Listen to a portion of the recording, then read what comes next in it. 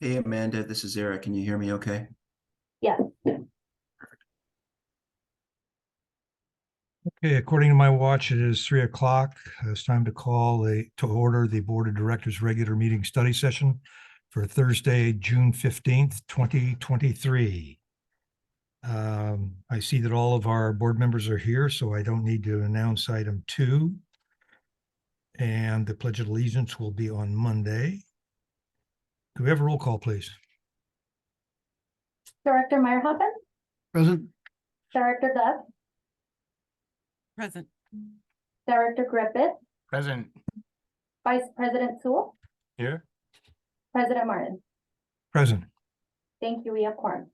Okay, and moving on to item 5, rules of procedure. Council? Yes, according to the rules of procedure adopted by the Board of Directors, all noticed meetings are conducted using Rosenberg's Rules of Order as a procedural guideline. Directors should refrain from responding directly to public comments at meetings of the board. The president of the board presides at all meetings and decides all points of order and procedure during meetings. The president is responsible for the maintenance of order and decorum at all board meetings. No person should be allowed to speak who has not first been recognized by the president. No member of the board should speak more than once upon any one subject until every other member of the board wishing to speak on the subject shall have been given an opportunity to speak. No board member shall interfere with the orderly progress of a board meeting, and the board president regulates the amount of time to be dedicated to a particular agenda item. Thank you, Counselor. Item 6, public input. This is the opportunity for members of the public to address the board on matters within the board's jurisdiction. Please limit comments to 3 minutes or less. State law prohibits the board from discussing or taking action on any item not listed on the agenda. Do we have any members of the public wishing to address the board? President Martin, we have no public comment. Okay. Moving on to item 7, human resources report. And we have a number of, well, not too many, actually. We have 2 anniversaries we're going to be celebrating, and we'll be addressing that on Monday. For Joseph McElrone, Collections Operator 2 for 2 years, and Alexander 9, Field Operations Technician 6 years. And we will handle that on Monday as well. Moving on to items 8 and 9. The first one is a public hearing on resolution 2023-9 to establish water standby assessments. This is a routine item that we address every year, and we will have a presentation on that issue on Monday, as we will regarding a public hearing on resolution 2023-10 to establish sewer standby assessments. Both items on Monday. Item 10, resolution 2023-11, addition of delinquent accounts to the county tax rolls. It is recommended to adopt the resolution number 2023-11, requesting addition of delinquent water and sewer charges and other fees of $5 or more to the 2023-24 Riverside County tax rolls. Arden, anything you want to present today? Yes, thank you, President Martin. I think I will let Arturo handle that today. He can give you a brief explanation. Again, this is something that we do every year. Okay, Arturo, it's yours.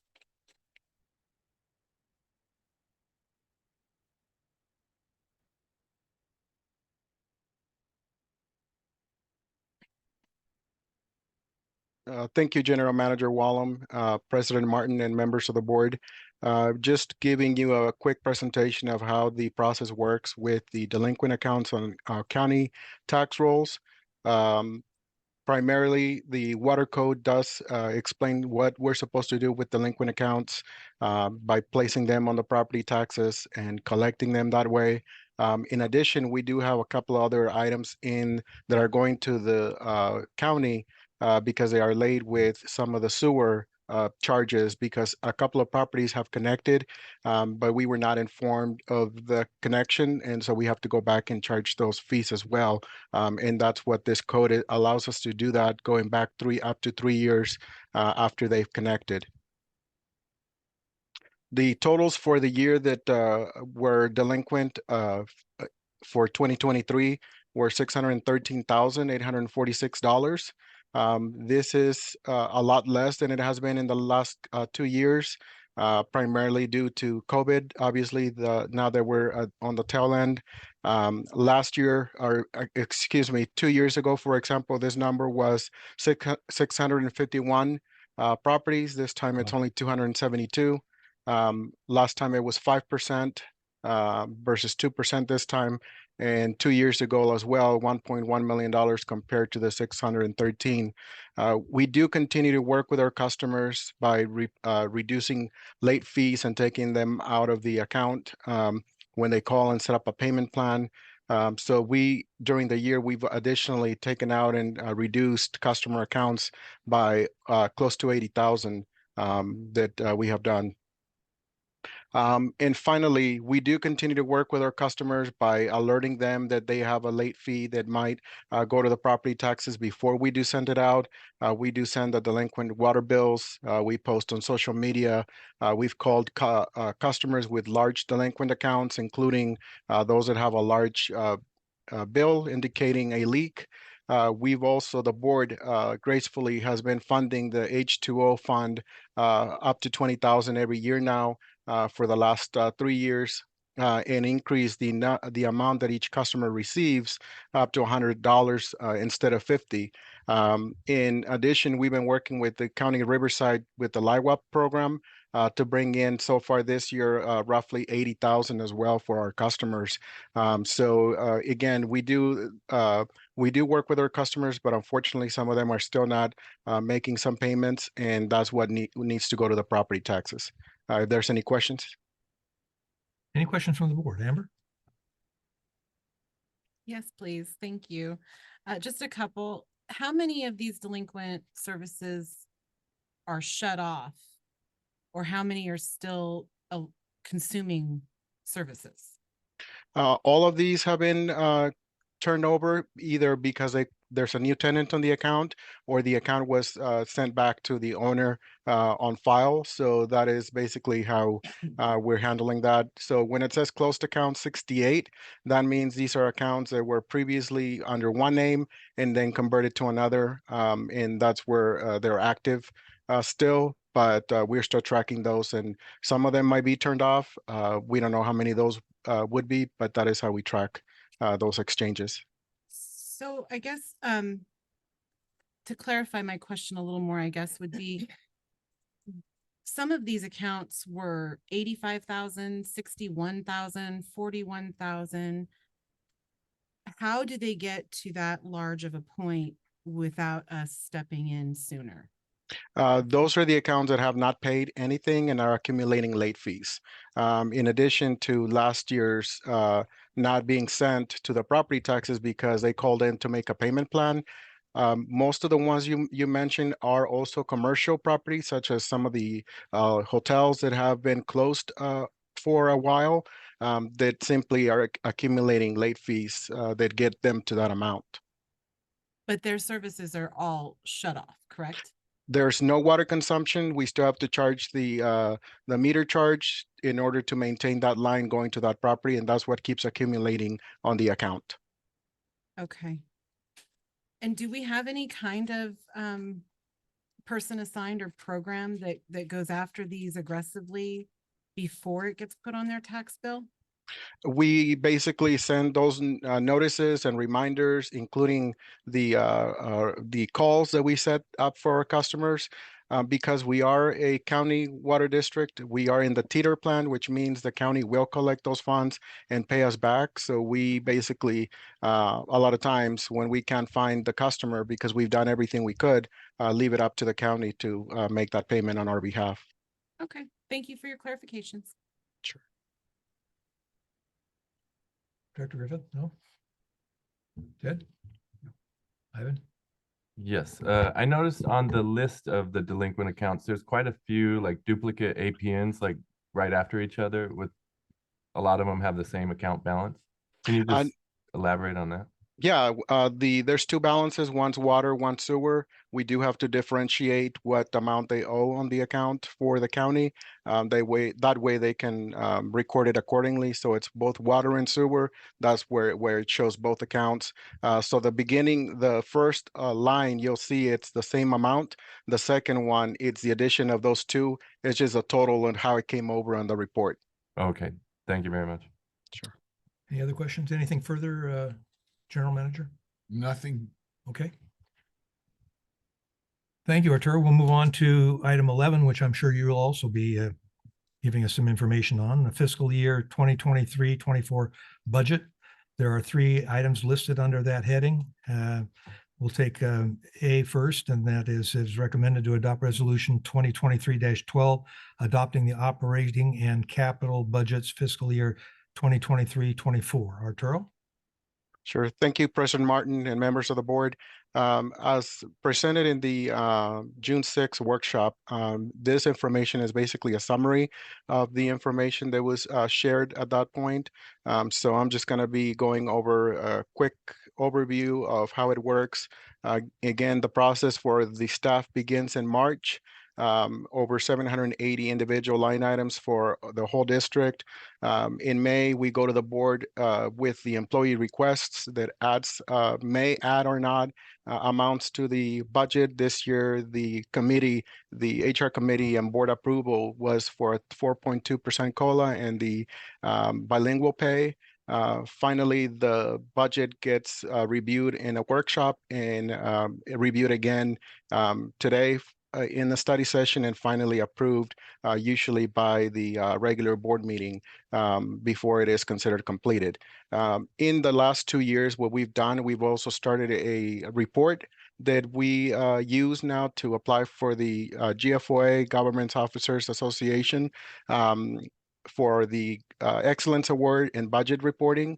We want to let everyone know that we're basically following what we're supposed to, and that our budgets are accurate and there's no concerns. The assumptions that were used in the budget, this year's budget, was we have no revenue growth. Obviously, the last rate increase was in January 1, 2020. There's nothing in the current year. There was a couple of minor changes of switching a few employees and titles in the classification and org chart, which you're approving today as well. And then finally, that 4.2 COLA and bilingual pay. And as you remember, we also gave you a presentation from Raf Tellis, who is the rate in cost of services and long-range financial planning consultant. That contract is also slated in for later today. But basically what I'm looking forward to is that report for next year that's going to give us a little bit more guidance and clarity in where we head from here in terms of our budget. Hopefully by then we'll also have strategic plan updated as well, so that we can combine these items and continue to answer the questions that the board has and clear the vision of where we're going from here. In terms of the expenses, again, summary, the major items that changed from the last presentation was on the items that were brought up at the board by the board, including those salaries that were getting coded to board of directors. They were changed a couple of hours back to administration. And finally, the main other item that changed was the capital improvements that were switched over from the administrative building to cover more of the other needed items in the year. And again, all of these items, we will not do anything until we go back for board approval in terms of the capital improvements and in any of the major items that change. In the report, that was the main things that changed. Those numbers that did change for the changes in salaries and also the capital improvements, that should basically match. And I do see your concern when we were going over that report, but that should have been answered at this point. Non-operating revenue is the biggest item in this year's budget, primarily due to the grants that we are now scheduled to submit our first grant reimbursement with the state later this week, tomorrow. and expecting to get our first reimbursement come August. So that's going to be where we're going to see a lot of those revenues coming in for the district, and I'll make sure to keep everyone updated as they come in. Finally, the where we're going to spend the rest of that cash flow is going to be again in the capital improvements. Principal of debt payments, 730,000, and also the reserves, the policy that the board has for those amounts. Looking at last year's numbers, very similar, except again, the major item compared to last year was that the grant. This is comparing last year to current year and showing where those items increased or decreased for each department between customer accounts for transitions and also administration, information technology, and the board of directors, as well as the pumping, transmission, and distribution for an increase of 613,000 compared to last year. And going over the functional expenses, this is the numbers that you're used to seeing when we present the audit information. That's why I wanted to split it up so you can easily see what the base service charges are, all the revenue accounts, and all the expenses account, and how they're break down between salaries and wages, director's fees, the audit, depreciation, interest expense, because it makes it a lot easier to see where the expenses are going more than each of the departments. And finally, in here, we have the capital improvements. If you remember, the number was $87 million. It was changed to the $77 million, reducing it by the 15 million that we had scheduled for the administrative building. And now that was spread amongst the other jobs that are still need to get completed here in the next couple of years. The proposed classification plan, again, there's no addition to staff in the totals. That it still remains at 53 full-time equivalent employees. Just a couple of changes between departments and titles. And finally, the salary matrix with the approved 4.2% by the HR committee that was presented in May, and that's included in this report that you'll be approving as well. And that's basically the presentation of the updated budget information, if there's any other questions. Okay, you actually covered all three rather than one at a time, but that's okay. Any questions from the board? Amber? Okay, Ted? Yes, the grant money, you're gonna have a meeting, when did you say, tomorrow? We had a meeting last week. We are scheduled to submit our first reimbursement request tomorrow. That means the paperwork is ready to go. We're finalizing a few details, but it should be in an email tomorrow morning. Which means that we still don't have a check in our hand in the next month or so, or? Correct. We're looking to get our first check come the middle of August. All right, so my question, we keep going like this, and every time it sounds like we're getting the check put in the hand, but we just keep going. So thank you for clarifying that. And on the 4.5% increase for the employees salary, I thought that was voted down on our last meeting, or is that a different order? So they were actually trying to get a total of 9%? No, that was the 4.2% COLA that was brought to the board in May. It was approved by the entire board. Okay. Thank you.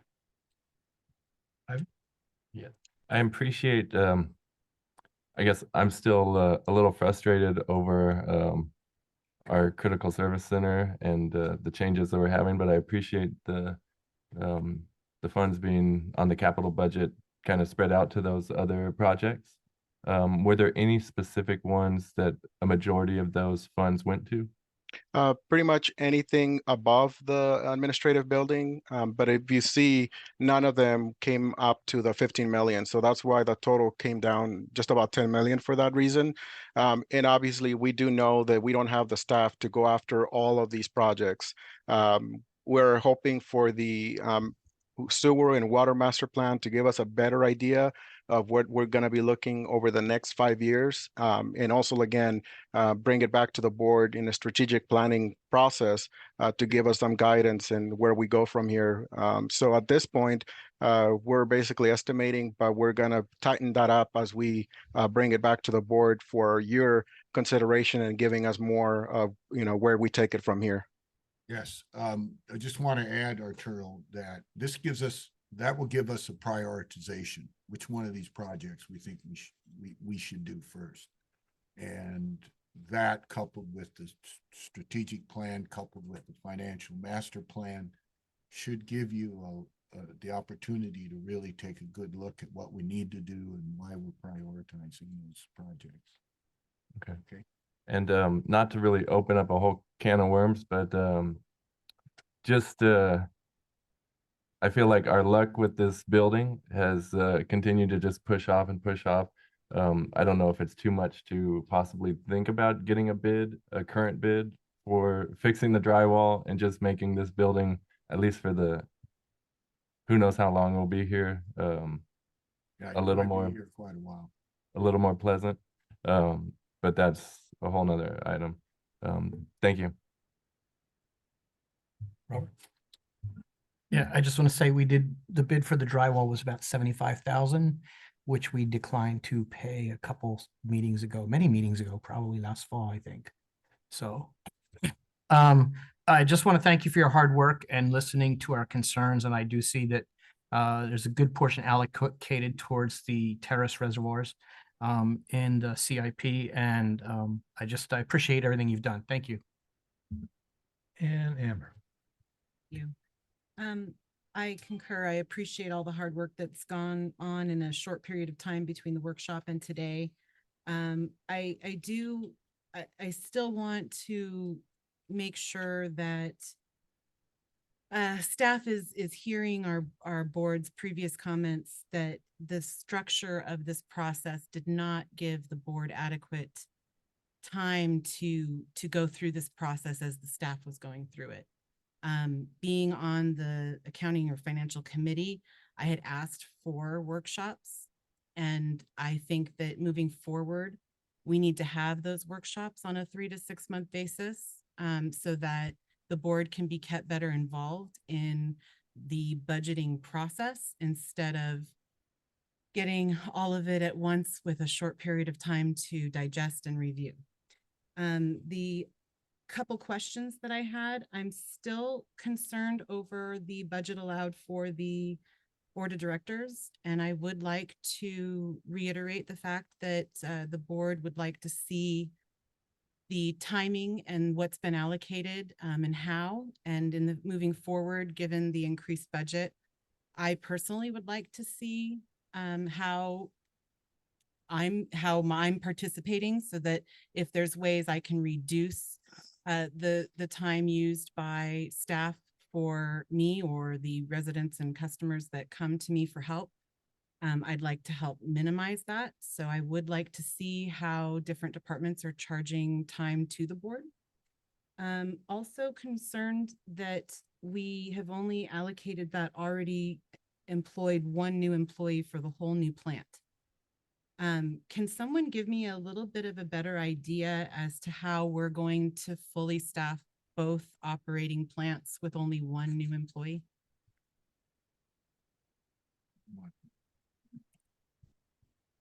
Well, the idea is the plant is a little bit more self-sufficient, if you will. I think it was referred to often as a no operator type of plant with the SCADA and all the probes and the things that are included there.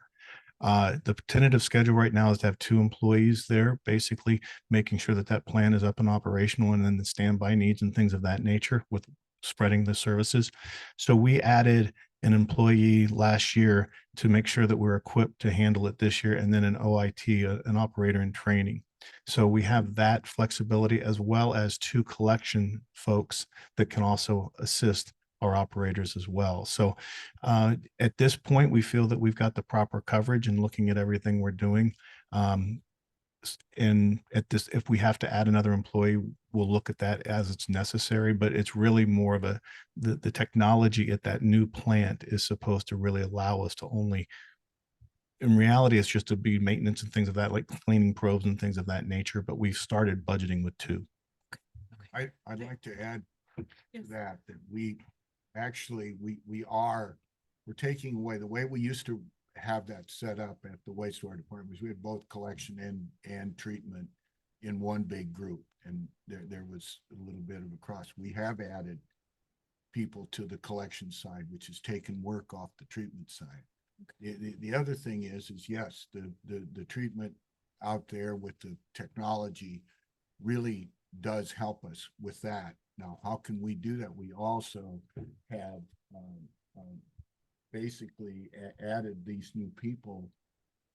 We can, by having another plant, let's put it that way, that gives us more operational flexibility, which means we have to do actually less work, because we can send flows, we can do operational changes, we can do maintenance that we couldn't do before, which took up employee time. Okay. That make sense? Yeah, I just wanted to make sure we're not cutting ourselves short on the budget without looking at what we may need to fully staff everyone without anyone feeling overworked or overburdened.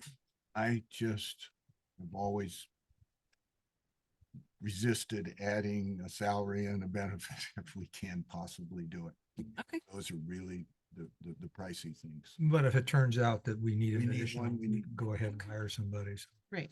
And just a couple more very small clarification questions. When we were talking about the update to wastewater service in the budget documents, it shows you did correct and correct those numbers as far as how many sewer connections we had, because it hadn't been updated from last year at the workshop. So from what I can tell, we had 355 new sewer connections last year. My Correct. question is, were they septic removal or were they new construction or were they a mix? And do you know the percentage? I don't know that answer, but definitely can find out for you. I know we did have a couple of several new developments that came in. They would have been connected to those system, and we did have also some that were already in existence because we either send them the letter, the notice to connect, or they were caught during the year. Whenever we have a property that sells, Mhm. that we do get a message on the computer that we remind them, the new owner, they have to connect because they are in that list of the notice to connect. So I know we had several of them, but I can definitely find out that number specifically and send it to you. Yeah, Great. we'll get that number, but I can tell you that fortunately it is a mix. We had Lennar putting in a lot of new homes. Which is fun for us because it's not just a septic to sewer project that's giving us Sure. more flow. Sure.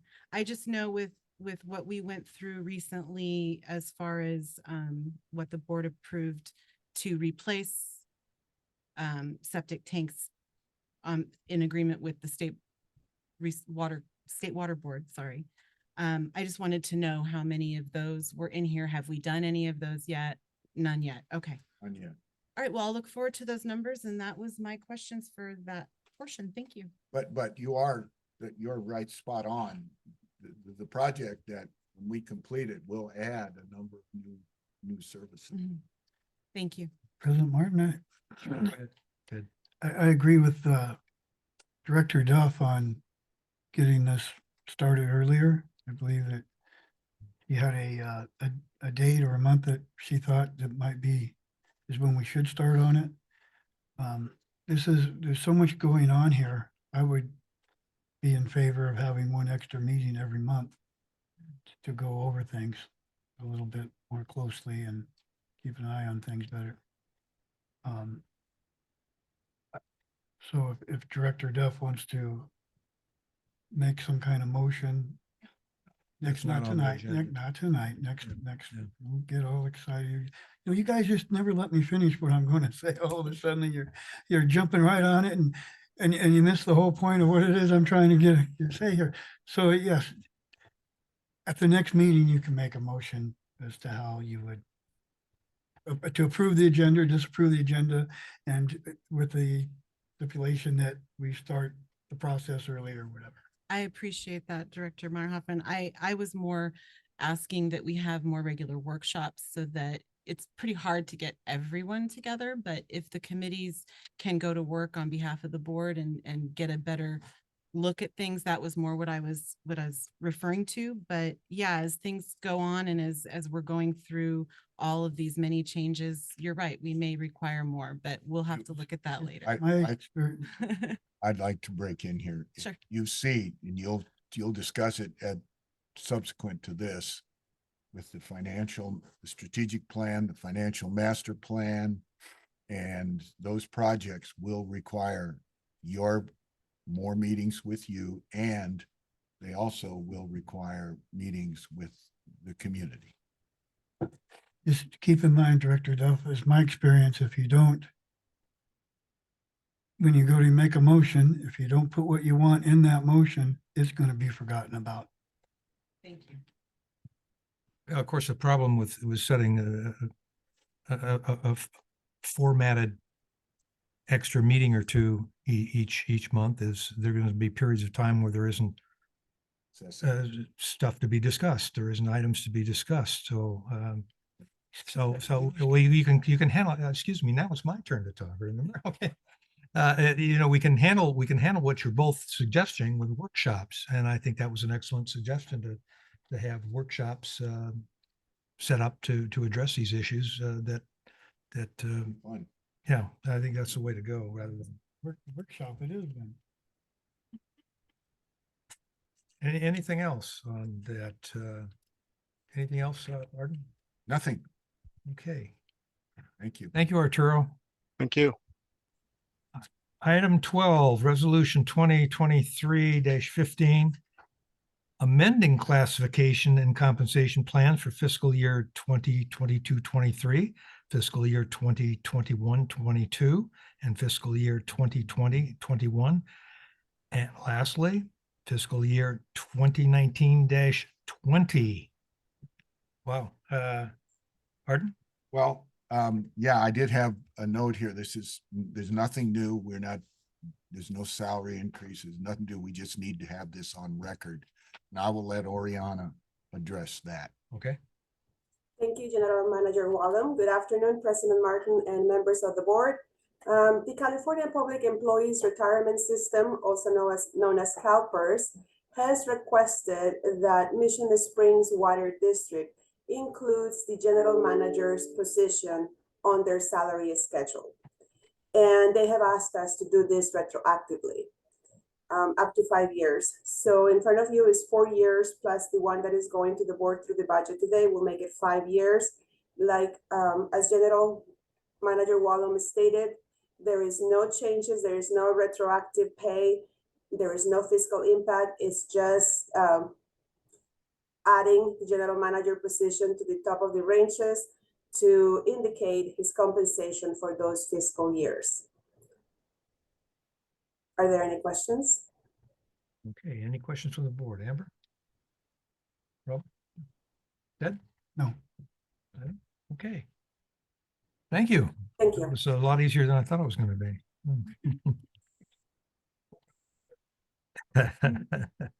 Item 13, contract agreement with Reftelis Financial Consultants Incorporated for a long-range financial master plan and cost of services review. Arden? Yeah, this is what I referred to a little earlier. It's a redraft of our long-term financial master plan. We did that back in the latter part of the last decade. And this process is really, I think you're really going to find it's timely because I know you all have questions. This is where you take a really deep look into the process. And the process last time took us almost a year and a half. And we involved everybody in the process. We took we actually presented to even the community, and the community was rougher on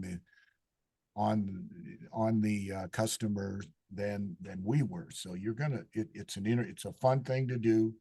It resulted in a lot of information that and understanding of the process. And with that, I think Arturo has a presentation for you. Thank you, General Manager Wallem and President Martin and members of the board. It'll be a quick introduction. Again, we did bring Raftellus, who were requesting the contract to be with at the workshop. And basically, out of the four companies that did reply to the request for proposals, the staff pretty much consider them to be the best company to go with. I included the evaluation form and scoring criteria for you to review, including all of the four proposals. And then the final overall score for Raftellus was at 87.6. Their fee, I apologize, there is a mistake on the agenda. It is not 95, it is 96,000.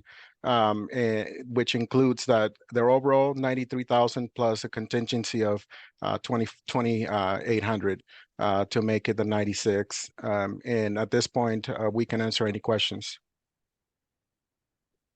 Okay, Ted? No, Ivan?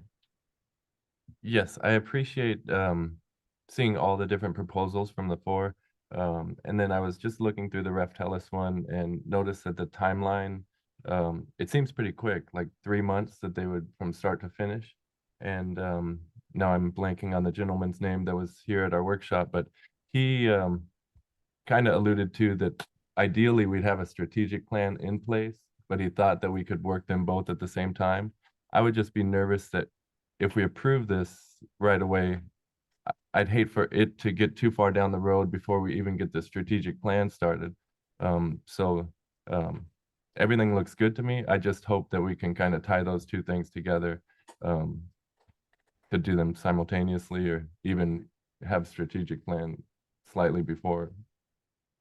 I don't know if there's an urgency to having the financial done, in 3 months from now, or would 6 months from now still be reasonable? Ideally, we have it done by next year's budget. And the strategic plan, usually we get a facilitator, we call them, but we're getting out the plan of bids. Have we gotten that out there? Yes, the strategic plan request for qualifications has been added to the Planet Bid website as well as our own. So if you go to our website under active bids, you'll find that as well. And I wouldn't. We can put that in place quickly and get the strategic plan out in front of the. Okay. I just know that the strategic plan is most likely going to have more of our input. Absolutely. And in the next few months, I think we're going to be, there's a lot of things on the table. So I just hate to see this get done before we've really had our strategic planning. But thank you. Thank you, Vice President Sewell. Yes, if you look at the dates of the proposal, they're actually 2022, 2023. So we are definitely updating that timeline to coincide with the water and sewer master plan that are being completed right now. That was just an estimate of when they submitted the proposal, but we're definitely going to stretch it to ensure that we cover all of those items.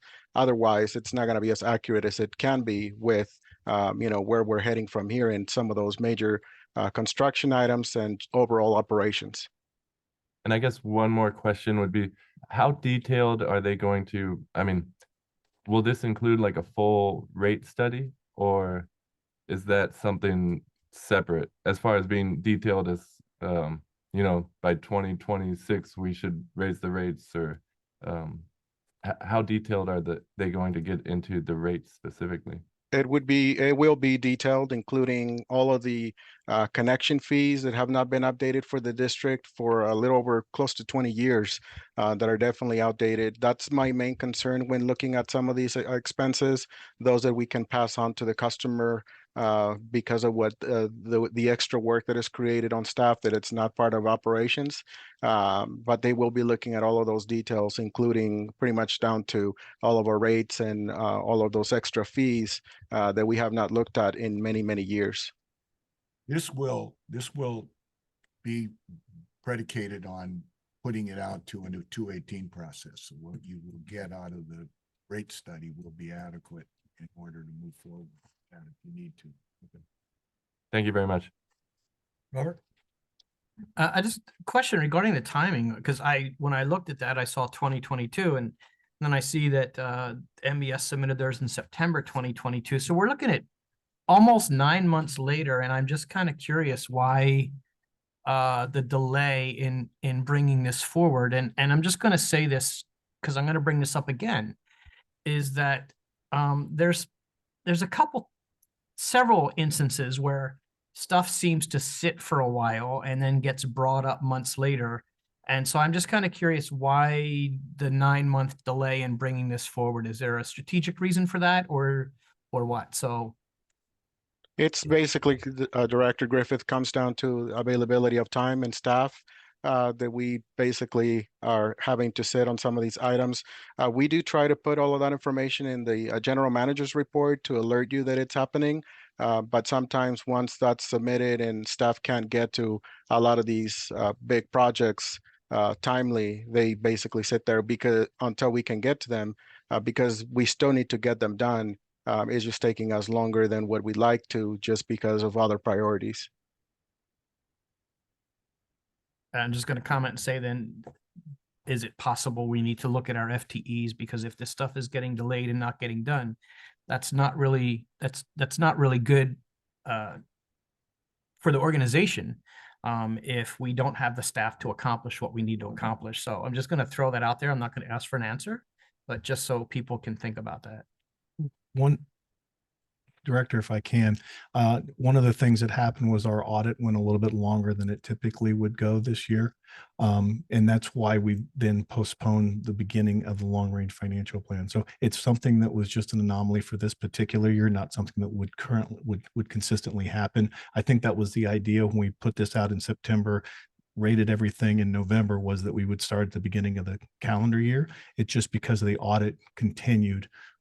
It was one of those things, and it was one of the things where the auditors had changed their own internal staff, which delayed it, and then they had to go through and go over a couple of things. So it's things, some of those things were outside of our control, but we hear you loud and clear.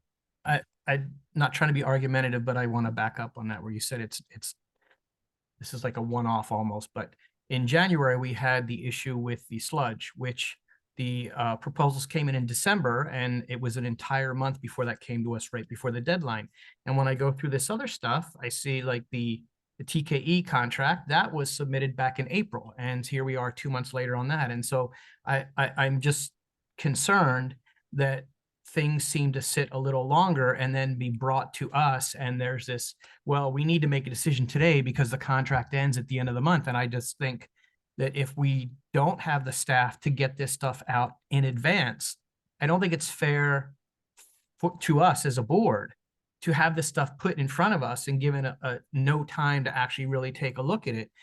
So I'm not trying to be argumentative, but now there's 3 instances of this. And so that says to me that maybe we need to take a look at what's going on and what's not happening and rethink how things are working. So just my comment.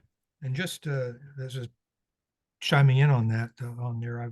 Did I understand right, Arturo, that's been 20 years without an increase in the connection fees? Is that correct? Correct. Yeah. 2006 was the last time we modified that ordinance. Okay. It was brought up several times, but set aside and never brought up again. Yeah, it seems like a long time for us to not make particularly if there is a need to increase the connection fees. There were reasons. Yeah, okay, all right. Amber?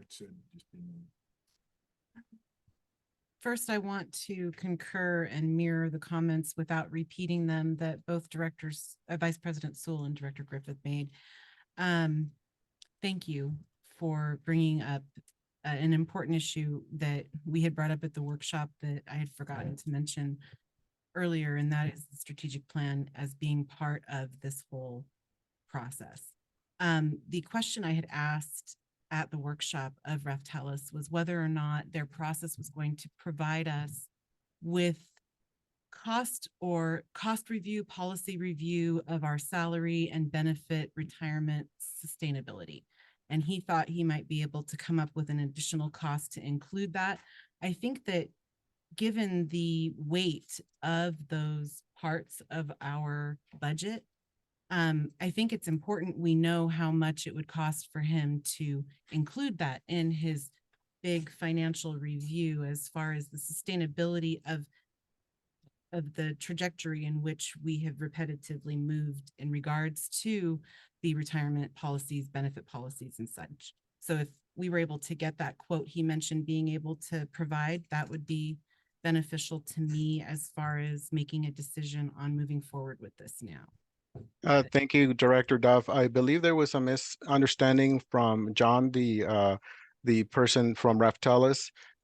Those costs are included in the proposal already to review at all how much each of our time when allocated to a particular project is costing in addition to the benefits. That will definitely be reviewed in terms of getting some sort of information about whether we're heading in the right direction or comparing to other districts. That is definitely outside of their scope. And it was basically on an hourly basis, which is also included in that 96,000 that was already presented.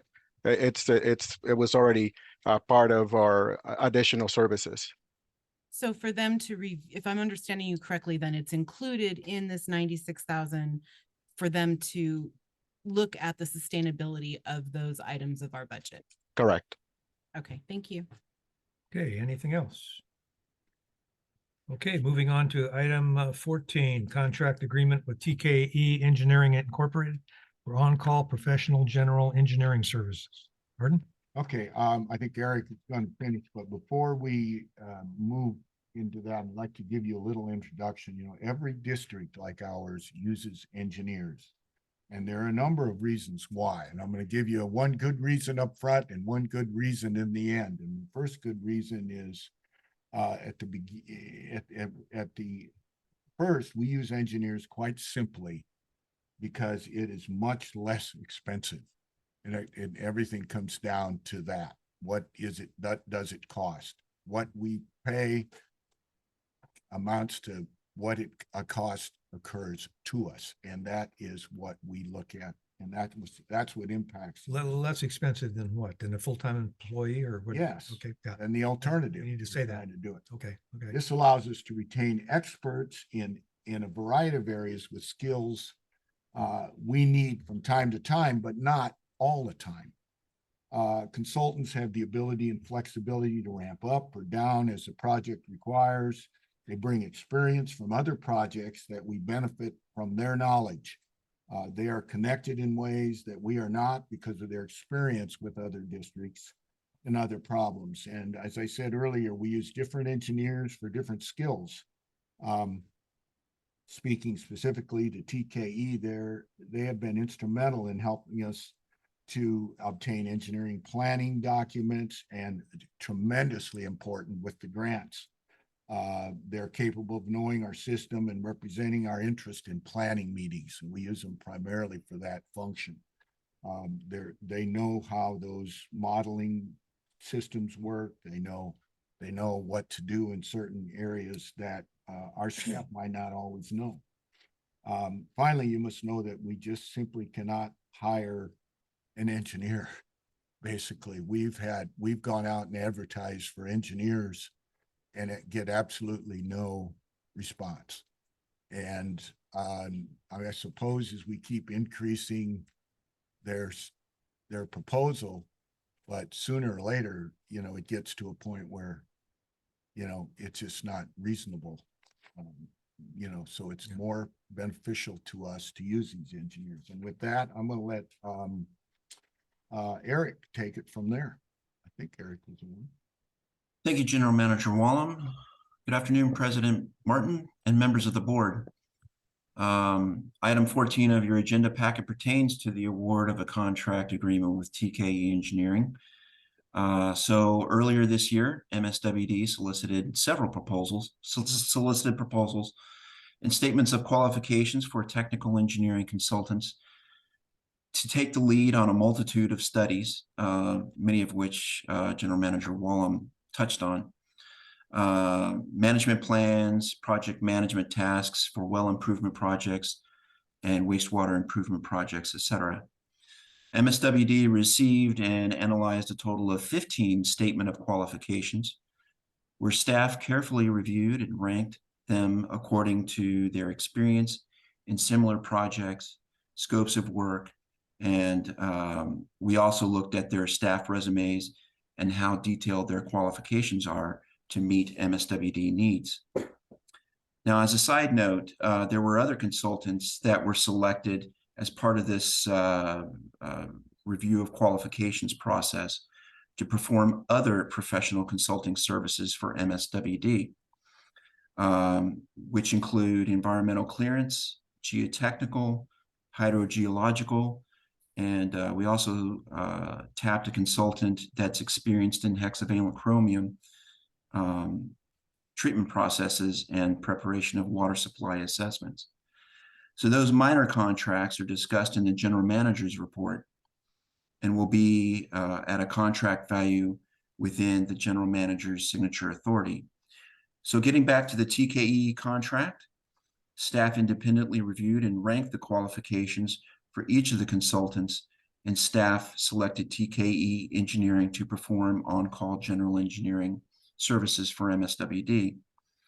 Now, TKE over the years has proven to be proactive and responsive to a multiple of needs, including keeping MSWD up to date and applying for and securing grants to allow the district to supplement CIP budgets, which ultimately shortens timelines to get projects developed and constructed sooner. TKE also performs project management duties. For instance, they are currently working on the Area M2 and Area D3 septic sewer conversion projects. They are also involved with the water and wastewater management plan and provides oversight on those projects. Likewise, TKE performs other project management duties for the district by preparing spec packages, such as for well 24 electrical upgrade and improvement project. And I believe that project is going to be on the agenda for notice of completion this afternoon as well. They do the management, and they also take the lead on assessment districts that are funded through the Army Corps of Engineers. More specifically, the current Army Corps of Engineers project Areas A and Area G, as well as coordinating the new funding agreement with them as well. They design projects such as the tertiary filters project at the Horton Wastewater Treatment Facility. And they designed the conveyance line, which is a part of the overall wastewater conveyance program. That's part of the Nancy Wright Regional Wastewater Treatment Facility. And they're also in the middle of wrapping up the design of the Well 22 above ground improvement project. And likewise, they're also involved with the Well 34 rehabilitation project, and they're wrapping up the bid spec package for that as well. They're involved with the Horton TDS impact evaluation work plan and the nitrogen control study. And also they're involved with the regional TDS impact evaluation work plan.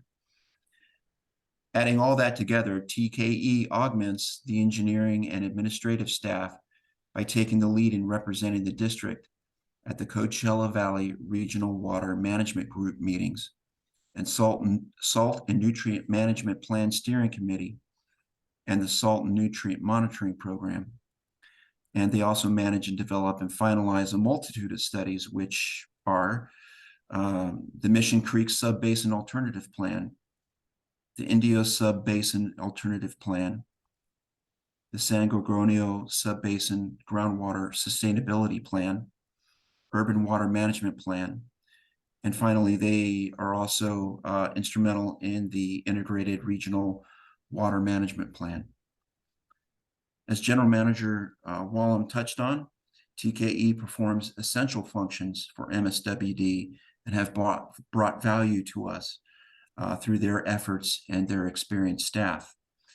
So staff is recommending the recommending authorizing the general manager to execute a contract for a not to exceed amount of $250,000 a year with an option to extend for 4 one-year terms not to exceed 5 years for on-call general engineering services.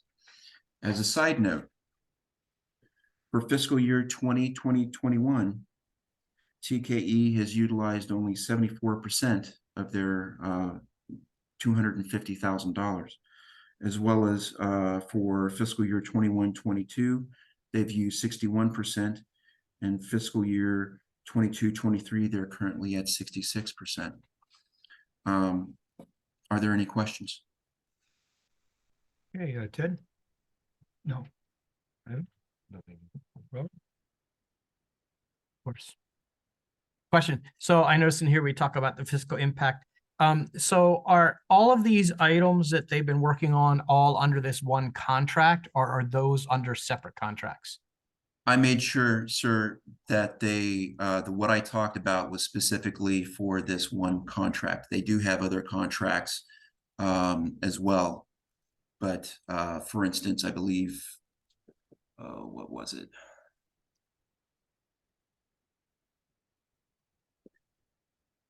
Okay, they were responsible for I think a separate contract would be the project management and construction and inspection for one of them is the regional, Nancy Wright Regional Wastewater Treatment Facility. That's one of them. And there's a multitude of other ones that I can't recall from the top of my head. Okay. And then, so I noticed that in the scoring, no offense to TKE, but Tom Dodson and Associates was rated higher. And is there a reason, first of all, in the previous item, we had everybody's proposals here, we don't. Is there a reason that they were not selected? And is there a reason why we didn't get to see their proposals either? Yes, sir. TKE, Tom Dodson specializes in environmental clearance and helping MSWD with environmental issues. So TKE scored highest in terms of general engineering. And in the general manager's report, sir, we did select Tom Dodson for the environmental clearance, as well as Envirologic for hydrogeologic services, and MSA for minor on-call engineering services to prepare WSAs and WSVs. And then we also selected Corona Environmental for assistance and maybe some consulting services for some hex chrome issues. And same thing with Provost and Pritchard. I believe we selected them for on-call WSA, WSV report analysis. Okay, that's all. Thank you. Good question. Amber? Thank you. How many open projects are TKE currently managing on behalf of the district? For this one particular contract? No, for all. I think that was a question that you asked last fall, and we provided some information on that on all the other contracts that TKE is doing. I think my last count was 17 or 19. I don't know how many of those have come off or if there's been more that have come on. I mentioned this to the general manager. I do have a concern that we have too many of our eggs in one basket. Their policy limits are $2 million. And if something were to go wrong with one of their projects, it could potentially cause an avalanche of their removal from all. And there's no way they would have the ability to secure Mission Springs Water District to cover any damages we may be incurring. When you're saying on-call services, it seems to be pretty vague as far as what constitutes these on-call services. Some of these, like the well rehabilitation and the conveyance trunk sewer things that you mentioned, we've seen some contracts on these. Are you saying that those are all contracts included in this on-call contract that they have. There's no additional cost to the district for them managing or participating in any of those projects. They did do the design for the conveyance line project. And they're also under a separate contract for the construction management and inspection for regional. There's a handful of other contracts that I believe that they are doing for us that I don't recall off the top of my head what they are. Go ahead. Can you give me an example of an average on-call request and maybe an example of what that would potentially cost? Just one example of what you would consider an on-call request to them. Sure. That would be the item number 16 of the agenda, where TKE also prepared a WSA for Green Day Village, and that would be an on-call service as well. And the deposit for that would be approximately $30,000. We wouldn't pay for that. So we recovered the cost of their contract for that on-call service from the customer, the developer. Yes. Is that what you're saying? Yes. And do we do that on the majority of their on-call services? It's recouped from a third party, or the majority of their on-call services are part of our district funds? Well, while you're thinking about that, Eric, first of all, some of these projects are ongoing, like the planning projects. So it's the consistency is there. So that's going to be part of that mix. The other part is we do have some projects that have a beginning and an end. I'm not exactly sure how you would break it all down, and it would vary from day to day, probably. Okay. Okay. Uh, I'm gonna have to think on this some more. Thank you. Let me just add to that. So the WSA project that we're looking at on number 16, we went to all the firms that we have under contract for on-call services. We went to them that could do this work and said, can you provide us with a proposal? They gave us a proposal. TKE was the lowest proposal that we received. So that's why we went with them. So that's why we have multiple contractors that we can go to, so we can even get better pricing from that perspective. Some other ones, we typically don't do that. It goes back to longevity. When you're talking about the integrated regional water management plan, that's been going on since 2010, maybe even earlier in some instances, that we've had them from a long, first it was his boss and now the owner of the company, and then Steve took over for him. So there's some other things that they do, but the things that are specific to project related, that's why we have the other on call. So we go in and get the best bid. Their pricing structure is incredibly positive in a way for the district. It's very low. They have very low overhead. So that's one of the reasons why you see them getting most of the work from that perspective, is because they're the cheapest.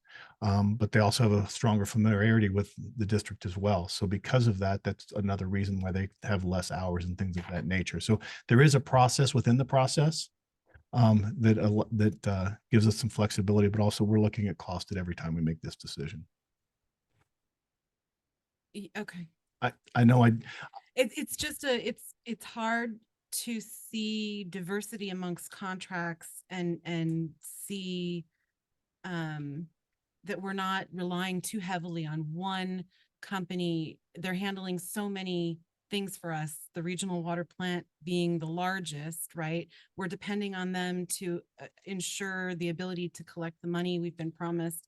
And there's so much with that project that's going on. And then for them to be project managers of so many more plus on call, I'm just concerned we're asking them to potentially bite off more than they can chew. Well, but the other thing, we talked about, is that all three proposals for the project management for the Nancy Wright Regional Water Management Plan were basically a minimum of 3 different consultants, and teamed up with TKE in that project. There is Answer. They're a very, very big engineering firm. So there's a lot of depth there. Okay, thank you. Anything else?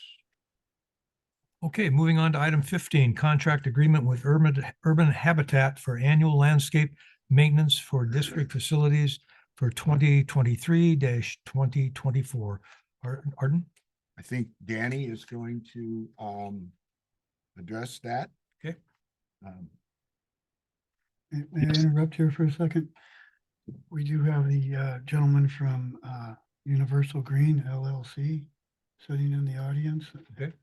It's his first meeting he's ever attended, Okay. so if we can give him the proper time for him to stand up. Great, thank you. Yeah, which company do you work for? Okay, all right. Welcome. I assumed you had to be somebody that was interested to, rather than somebody who just wanted this for entertainment, because it's not very entertaining. to be imagine honest. it. Okay. Anyway, Andrew Wall. yes, go ahead, Danny. Good afternoon, President Martin, members of the board. Item, excuse me. Item 15 is a contract agreement with Urban Habitat, as already been said. The district continues to use contract labor to maintain landscape of 38 facilities throughout the service area. They include campuses such as this administrative campus, which includes next door at the annex building, also the next door at the solar or at the cell site, our Horton wastewater facility, the Dos Palmas lift station, our Desert Crest wastewater treatment plant, the Nancy Wright Regional wastewater reclamation facility, the solar site, as well as all of our well sites and reservoirs. In May of 23, we advertised a request for bids for annual landscape services through our Planet Bids portal. The district received 4 bids, and Urban Habitat was the lowest responsive bid. The scope of that work also detailed in the attached contract attached to the staff report. It covers all landscaping and maintenance services for the 38 locations, including annual tree trimming, repairs, pruning, weeding, and general debris cleanup. Included also and attached to this staff report is a bid summary and tabulation that comes straight from the Planet Bids portal. The 4 bidders that we received bids from are Urban Habitat, Universal Green LLC, Sandco Landscape Contractors Incorporated, and Mariposa Landscape Incorporated. The bids range from the lowest bidder, Urban Habitat, at $74,300, to the highest bid, $85,691.96, which is Mariposa. The actual ask today is recommending that the board authorize the general manager to approve a 1-year contract agreement with Urban Habitat for an annual landscape maintenance and district facilities for fiscal year 23-24, with the option to extend the agreement for 2 additional years and negotiate the revised price, excuse me, if any. The not to exceed amounts are $93,115 for fiscal year 2023-24 and $81,730 for fiscal years 24-25 and 25-26. If the staff report's in front of you, down about the middle is a breakdown of those costs. This year's appropriation, or the appropriations that we're asking for 23-24, is the bid amount plus 10% contingency to cover other related items. But specifically, we added an item to cover tree removal at the Desert Crest wastewater treatment plant and well 25. And although I don't have the location there because I didn't have the room, the palm tree trimming and large bush removal is at the Horton location. Those are the combined prices that bring the 23-24 contract to the $93,115 amount. To the right side, there's the estimated year 2 and year 3 appropriations. And that is the bid amount plus 10% contingency, totaling $81,730. And I'm happy to answer any questions if there are any. Okay, Ted? Yes, sir. Who did the staff here help with this, or did the landscape consultant put together this proposal that originally went out? The proposal that originally went out, I think, was changed twice on the internet. And so yes, staff completed the bid documents that go up on Planet Bids. You're correct. There were addendums, and addendums are for clarification. Okay. And I believe you asked if a contractor assisted us. The answer is no. Good. Exhibit A, the scope of work. There's something very important missing here. And I just don't understand most of this anyhow. Would you like me to tell you what the most important thing here it's missing? Absolutely. Irrigation. Who's maintaining the irrigation on this? Director Meyerhoff, you referred to two addendums or changes to the contract while it was on Planet Bids. One of those was an addendum to remove the irrigation maintenance and repair costs from the scope of work. Recently, we had that duty being taken care of by our internal buildings and ground staff person that can do it more frequent and stay on top of those items much quicker than they have been. So what are you saying that for $90,000 here, this was not a contractor, right? He's a consultant. So this consultant isn't going to take care of the irrigation when they go out there to trim and prune or do the weeds or anything? Correct. That's why it's not located or included in the scope. That's going to be included by staff. So the irrigation repair or maintenance was in the scope in previous bid documents in the current contract as we have. The costs for those are not, if you have the bid summary and tabulation, if it was included in the cost, it would have shown as an itemized item, because those items we don't know when they pop up, when something happens, whether animals pull out some of the piping, dig it up, or what other reasons we may need irrigation repair. Those have always been additional costs to the base bid. That's why when we award these contracts, we ask for a 10% contingency. Currently, we are at $4,200 in irrigation repairs that are above the base bid that are covered by the contingency of the currently approved contract.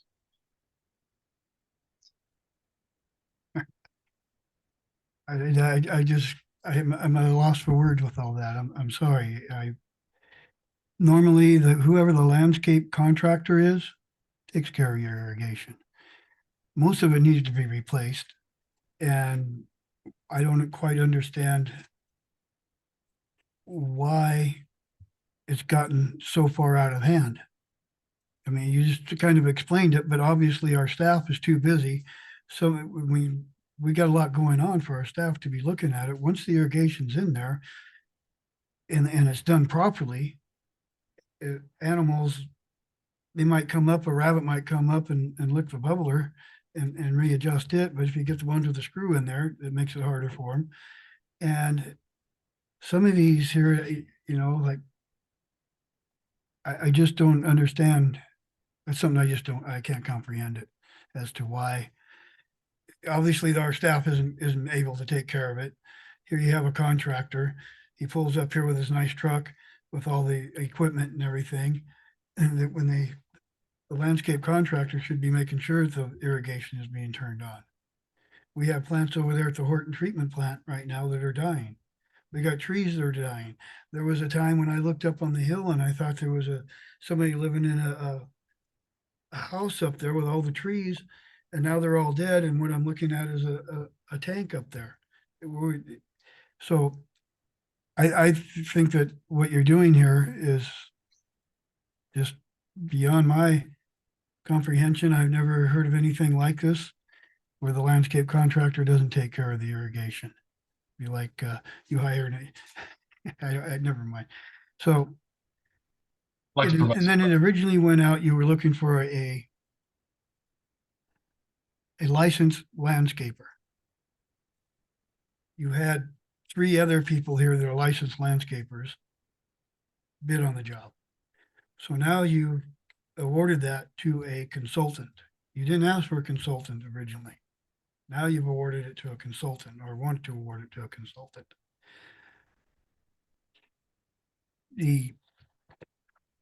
Some of these places, like, for instance, the reservoir up there on Worsley Road, there's nothing up there. Why do we want somebody to drive up there to look at that? When there again, some of these well spots here, there's nothing there. So you got somebody a licensed landscaper driving up there to pick up trash. Our people are already on there, going up there looking, and they can pick up the trash then. There's not that much of it to begin with. So we're paying per diem for somebody else to go grab a piece of trash. I remember one day, Assistant GM Macy picked up a cushion out at the Horton plant, or I'm sorry, at the Nancy Wright Regional Plant. Director Duff picked up some trash when we went out there on Dillon. I watched her picking up some trash. So to pay somebody, a licensed landscaper, to go pick up trash, clear out on Worsley Road, just doesn't make any sense to me. And it's most unfortunate because I thought I was going to be a part of this, and I just got looked over, and apparently I don't understand that. But so here we are now at this point. When I look here, how did you come up to the conclusion of some of these a month, some of them are 2 weeks, some of them once a week? It's summertime. The ones that have the plants is the ones you need to be out there now during the summer once a week looking at. So the whole deal here, and what kind of compost do you want them to put on there? It's not in this contract. When I looked at some of the stuff that was sent to me, you need to spray for weeds or maybe not. So that was unclear. If you're going to have somebody spraying the weeds, they need to have a special applicator's license. That's not being required here for that. So this whole thing, let me back up here a little bit. So first of all, to give you why it's so important that this is done correctly, there was a landscape contractor and a landscape architect on a big job, one of them big developments out there where they take a full-grown tree and they move it around. So they got in a contest, and the landscape architect told the landscape contractor, "You'll do exactly like it's on the paperwork." So he called over his supervisor, exactly like it's on the paperwork. So it come time to put the bags of compost in the holes where the trees are, and the contractor or the architect said, "Place 3 bags of compost in the hole." So they placed 3 bags of compost in the hole. They went to court over that, and the judge says, "You told them to place the bags. You didn't tell them to open them." So this is how so they got in the lawsuit. The licensed landscaper won the lawsuit. The licensed architect had to go back and pay somebody to dig it back up again. But when I look at this, I see nothing here but maybe a potential lawsuit or stuff that's overlooked that, hey, that's not in here. Here's section 1, section 2, section 3 goes all the way down to 7.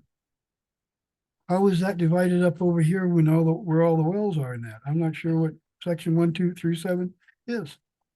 Now, during this process, you decide to come up with, did you ask for bids for the removal of the trees and the shrubbery? When did that take place? In the original request for proposal? When did that happen? After, go ahead. I was just waiting for you to Please answer that question. Yeah. Yeah, I was just waiting for you to stop. So I'll answer the question that's directly asked because you have several, and I want to provide some clarification if I may. But the current contractor is Urban Habitat. We did go out to bid, hoping that we can get that work done in the current contract, but unfortunately, it would exceed the contract price. So rather than bring to the board an amendment to that contract in the last month of that contract, those bids are good for over 30 days, and they'll be added to the new contract. That's why we added those, as you see in the staff report today. So what you're saying Let then, let him finish with his I response. think he is. Aren't you? And He it didn't said say it before- was finished, so let him finish. Thank you. Thank you very much for that, President Martin.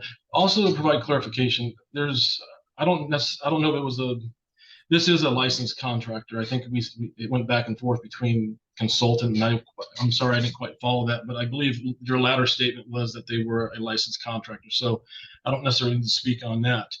I will say that for clarification, to better manage the landscape and exactly for the reasons that better manage the irrigation correction for the reasons that you've already brought forth, which is in the summertime, they're going to be done weekly. That's why we felt we could self-perform that, which we are able to do and capable to do with our staffing. I'm not aware of anything that says that landscaping contracts must include irrigation, but at the decision of staff, we felt it would be better addressed by self-performing that at a frequency that was being done according to the table that you were referring to of the 2-week or the 1-month intervals. And I'm sorry if I may, there has been dialogue, there has been conversation about some of the concerns of our landscaping, the condition of our landscape. Some of our landscaping hasn't died because of lack of attention. Some of it is important. There is things where we want to minimize that. We would like to minimize a lot of our landscaping so that we can decrease future costs. Sites that are large, like the Worsley Reservoir that you specifically mentioned, they do require weeding, as the scope of work that you read briefly included. There was several questions in the bid process that clarified the use of spraying. There was clarification on what type and what sites would be allowed at. I am sorry, I'm not well versed on whether somebody needs an applicator or an application, whatever you refer to as far as some special certificate or licensing to apply. I'll look into that. The other item is some of our large sites, like our solar site. It has weeds. So does our Horton facility. So does our Desert Crest facility. They're large facilities, so the expectation is, even though there may be minimal vegetation to prune or trim or to maintain, the weeding is a bigger concern for us. So I believe there's other questions. I forget the order, and if I forgot them, please remind me. Okay, one thing I want to add to what you're saying, just a question. I'll get back to you. Relax. One of the areas, and I may be naive in asking this question, but a lot of locations within the city, the irrigation systems are on timers. Do any of our areas have timed water delivery systems for irrigation purposes? They all do. They what? They all do. They all do. Thank you. Okay, Ted. Go ahead. So did all the applicants have an opportunity to bid on the tree removal? Repeat that, please. I didn't catch the last Did part. all the applicants have an opportunity to bid on the tree and shrub removal? No, at that time, we weren't sure what we were going to do. We were going to either hold that as you see, the bid is based on, the award is based on the base bid. If Urban Habitat was not going to be the low bidder, then we would have approached the low bidder and also requested a bid on that. But since it's the same contractor, we included it. All contractors bidding on this project were notified through Planet Bids, had a set start date and a very specific closing date. Well, I'll leave those legalities up to our legal counsel when I'm done here. In the bidding process, if you put out a RFP, a request for proposal, you would go around and to each location, say, okay, I'm going to have to spend so much time to get from Worsley Road to the Horton treatment plant. And I'm going to have to pay so much per employee, gas, truck, equipment. And then I would have that written down, and I would go like that throughout this whole project and send it to the district as a proposal. And then at the bottom of there, I would say, when you're ready to go ahead and put this out for a quote for the exact cost, I'll give you those exact costs. But I'm not seeing anything here in any of this information that's been sent to me or here that I'm looking at that breaks it down to what the contractor is actually doing. I think it, in my ethics training, that what we're doing here is unethical just for the fact that it's said it shouldn't be complicated. It shouldn't be misleading. This whole process, I studied this and I don't even know what's really going on here with it. If you don't know, yes, you do have to have a certified licensed applicator or a qualified licensed applicator. And if I remember correctly from my pesticide and laws class, the qualified applicator has to be somewhere on the site in order to spray for weeds on any job. So where are we going to spray for weeds? Are we going to use a pre-emergent to keep the weeds from coming up to cut down on cost? Are we just going to keep going out there like I've seen recently with the guys out there with a hula hoop? I don't know. These are so many variables here that I just soon start the whole process over. But I invited the second applicant here, and maybe we'll hear from them when President Martin says it's time. But for right now, I'm done talking about it. Thank you. President Martin, may I address some of the Sure, last go ahead. questions? Go ahead. Thank you, sir. So the process did, it was a low bid, sealed bid process. We don't know what those bids are until the closing date. This project did include a job walk. For those that didn't want to attend that job walk and go to the different sites, I'm not sure what I can say about that, but you're correct. They have the obligation to visit these sites. That's why the bid opening or the bid period was as long as it was. They can go to these sites and familiarize themselves with the site so they can go ahead and bid on the bid schedule that's attached to the staff report. And I said bid schedule, I meant to be bid tabulation. So the bid tabulation has specific line items that they bid on, and those were what totaled up the lowest or the total overall cost, and we awarded to the lowest cost. Those bid tabulation items also are consistent with the scope of work. So if there's a specific area that you're still not understanding, please help me understand. I can collect that information and bring it to you on Monday. Should have been put in here to begin with. So I don't, and I think we should have you've had already access. covered this area, Ted, several times, and we need to move on with the meeting. He's going to get you the information on Monday. You can address these issues. President Martin, I don't never get the information. I asked for the second lowest bid information to be sent to me, and I didn't get that either. That's why I called the gentleman to come into it. Well, the board meeting is not the proper place for you to do that. There's a general manager seated over there. You make contact with him if you're not getting the information you're requiring, and you can address that with him. Is there anything further from you, Danny? Nothing further. However, I will clarify if what Director Meyerhoffen is speaking to with the required certification or licensing to have a spray application, it's not a requirement that they spray. And if spraying is a method that they want to utilize and they have a required license to be able to do that, then we'll make sure that actually is in place, or they won't be allowed to spray. Okay. Ivan, do you have any things on this? Robert? Not to belabor this item. Just some questions, if you don't mind. Refresh my memory. Were there some issues with service in the past with this organization? True. The staff, MSWD staff, had some issues with their performance. It's been talked about. It's nothing to hide. Currently, our production supervisor, Mr. Chad Finch, is managing this project. He's taken a different approach. He's had several meetings with this contractor. There is another meeting being scheduled before this contract goes into place. I'll be in attendance to with that meeting to talk about the expectation on that. But we are aware that there are issues, and we're managing this differently. Okay, I'll touch on it in a second. I see there's an extra $9,000 for palm tree trimming, right?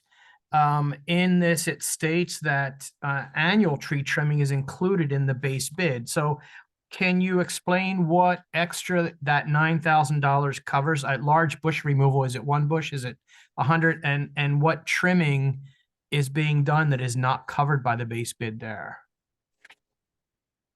Certainly. Tree trimming, according to our labor compliance company, is subject to prevailing wage. So it's an item that is, and typically what that means is they call it elevated tree work, where they would have to use some sort of lift device to get up and cut larger trees. Being able to cut, for example, here at in our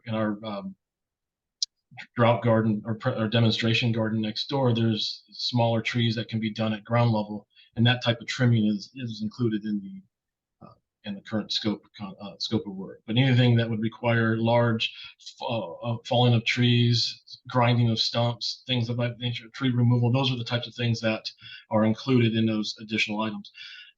The hop bushes, hop bushes that line a couple of the property lines at the Horton facility, there were multiple. I don't remember the count. I know it's more than 3 or 4. I'm sorry, I don't have it. I can bring back to you on Monday. I'm just curious as to, it seems like a lot of money for trimming when I don't know, maybe it just says annual tree trimmings, but it doesn't specify like, only at certain levels. So I'm just trying for my own mind. Can you explain to me on page 346, there's a little chart and there's red lines, and I'm sorry, but I'm not 20. I cannot read anything that those things say. Is there someone that could translate that for me? I can. 346. I'm sorry, and I'm glad It's you the brought chart. Yes, that is the actual bid results, and what you're seeing is, or the 7 line items that the bidders across the top is making a reference to the different bidders that we received proposals on. Right. And what happened is there's a letter that I failed to include with this, which would provide clarification. The bidder, although it doesn't change the overall bid amount, transpose the amount. So the amount in line 2 in the red is referencing that it should be 875 at a quantity of 12. And then line item 3 is saying that it should be 2,400 at item 12. So that's just identifying that the bidder that submitted it is not changing his overall bid. He provided a letter that is stating that he transposed those, or he reversed those numbers in his bid. Okay, it's really difficult in this little stuff to read. So maybe in the future, don't use the red. I agree. I do have some concerns based on past performance, but that's all I have for now. Thank you. You're welcome. Thank you. Amber? Just a couple, also concerned with previous performance issues. And I heard a couple different reasons for that. One being that they didn't have certain sites on their list to do. So I'm just asking if this list that we're seeing here is representative of every possible landscaping responsibility that we have. Is that true? This is nothing's being left out. We've made sure to address every location. That is a true statement. I will add what you're referring to is there were less sites included in one of the sites, I believe. I don't want to assume, but I believe you're referring to as the Desert Crest wastewater treatment plant. Okay. And that was not on the list, or that wasn't included in the current contract that we have in place today. Okay. And then is it possible to provide to the board the bid from the runner-up Universal Green for the tree removal and the palm tree trimming and large brush removal for our consideration? Can you repeat that again? Yes, sorry. Is it possible for you to obtain a bid from the runner-up Universal Green, who's here present with us today, for the tree removal, palm tree trimming, large brush removal so that we can potentially compare apples to apples in regards to the first and second contracts on the list? I believe we're able to do that as far as comparing apples to apples. The bid documents were based off of base bid. I understand that, but if potentially Universal Green provided a less cost for the palm tree trimming and the large brush removal, and we would have an ultimately lower cost overall. Their contract wasn't off, but by what, $600 or so. So it seems like it was pretty comparable. And if we've had communication issues and our staff is having to spend a lot of additional time working with the existing contractor, maybe a change is appropriate. Just kind of putting that out there as an opinion. But again, I don't know the details of what Universal Green would say in regards to their ability to take care of those two things. True. So let me address this, and I would like to defer something to legal counsel. Okay. Yes, we likely could do that if that was one of the things that we would want to do. First, I would believe we would have to ask the legal counsel if we could not accept low bid based on that this was a low bid process and based it on performance, so that we can award to a contract that's slightly higher. In your scenario, if they were lower in costs for the added items that are currently in the proposed 23-24 contract, yes, $699, $700 a year roughly would be added to the other 2 fiscal years, and they would include 10% on top of that. So it wouldn't necessarily be just that amount. But the other thing is at this point in time, one of the things I didn't mention is there's the early termination of this contract. This is the contractor's last opportunity. So if something does not correct in the first 30 days, then we will exercise the opportunity, or the option rather, to terminate that. And in typical cases like that, if they're less than, say, 3 months to 6 months, we'll let legal weigh in on that. We would reach out to the second lowest bidder, unless directed otherwise. And can you give us an idea of how many staff hours Mr. Finch is having to spend and yourself is having to spend trying to create a new way of managing this particular contractor? An estimate? I'm not asking for. Roughly, I would say maybe of recent, roughly 10 to 15% more of the normal time that it would take to manage a contract like that. So there is, would it be expected to go on through the duration of the contract? No. That's where we would exercise the option of termination. But contracts like these take communication, as we know, on both ends, also to review the invoices to go ahead and recommend payment. So there's normal contract management that would be expected. I would say here of recent, trying to address some of the items that have been brought up. As we all know, this has been under some level of scrutiny in the last 2 to 3 months. So there has been a change, if you will, a positive change to go ahead and communicate. Right now, it's not all stick. It's been a combination of stick and carrot. So this is an enticing item. My hours, which I don't normally get involved into the day-to-day, meaning I don't have to get out there and oversee Mr. Finch. He's perfectly capable of doing that. But here recently, just in normal communication between staff, I would say I've had a couple of extra hours out of this. Thank you for that.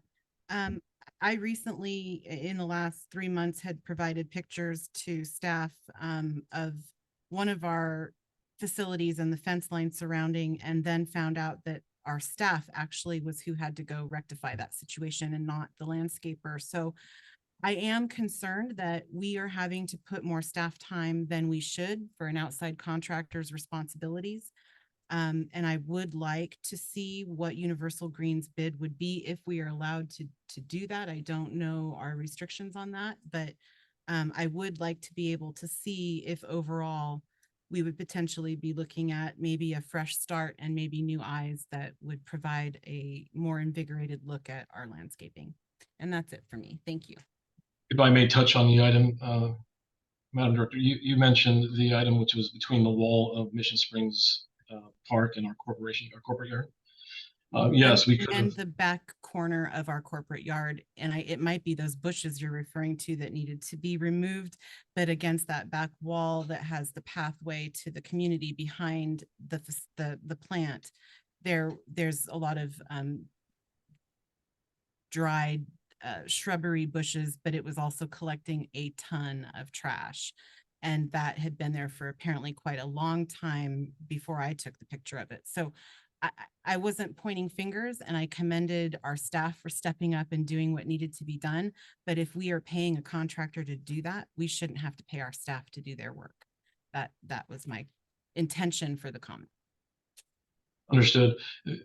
And I will add that that courtyard is not an included site. Days and weeks leading up to that, along the fence line, I can't speak to the part that you mentioned in the back corner, but days and weeks leading up to the being notified of that, there were several high wind events, and I guess the idea there was, once that the board member brought something up, I'll commend staff. It's when they say, hey, jump on it, they said how high, and they got on it right away. So that wasn't a decision of whether our contractor couldn't perform, or we didn't even bother reaching out to them. We knew that we can get there timely. We knew that if there were any added site visits other than what's prescribed in the scope, it would be additional cost. We're there already, and our guys are fit and mighty to go ahead and jump that wall and get in there and take care of it quickly. So that was the reason why we took care of that. And I thoroughly appreciated that. And like Director Meyerhoffen had mentioned, it's not beneath me to pick up trash when I'm places, and I'm sure every single one of our staff members does the same when they're on site. And it's a continual issue here in the desert that is not solvable. At the same time, if debris pickup is included in contracts, I don't want our plant operators that are to be spending more time on what we pay them to do, doing the extras, like cleanup like that. So again, I fully commend our staff for always being willing to step up and go above and beyond their duties to do what's right for our district and for our community. But I want to make sure we enforce that our contractors are doing the same, especially when they're paid well to do so. And that's excellent. I was waiting to bring that up. You, and this is a good, But thank you. good transition point, because, the fact of the matter is we pay those operators a lot more money than you do a landscaper. And that's just, it's a matter of, do I pay somebody $30 an hour to do that, or do I pay them the minimum wage of $15 an hour or $10? Okay. Okay. But I may have been a little bit too, when you called me, I said, we need to get that done. Sorry. And some of that is also timing. I agree with what General Manager Wallum says. I don't necessarily want our operators focusing on. Do we have a question from a board member here, Ivan? I just know there was a couple questions regarding low bid that was asked of council, and I was hoping to hear that answer. Yes, I'd be glad to. As was mentioned during the staff report, this was conducted pursuant to a sealed bid process. So under the Public Contracts Code, you're required by law to go with the lowest responsive bidder. And the reason for that law is to ensure that you get the best value for the taxpayers, and also to avoid favoritism, going to somebody that a board member knows or likes. So to have a level and fair process, you're required to go to the lowest responsive bidder. So with that in mind, there were comments that were made about the performance of the existing contractor, and I know that's come up in prior board meetings, and that goes to a different issue. There are two elements that you have to look at. One is responsiveness. Is the bid responsive to the bid package?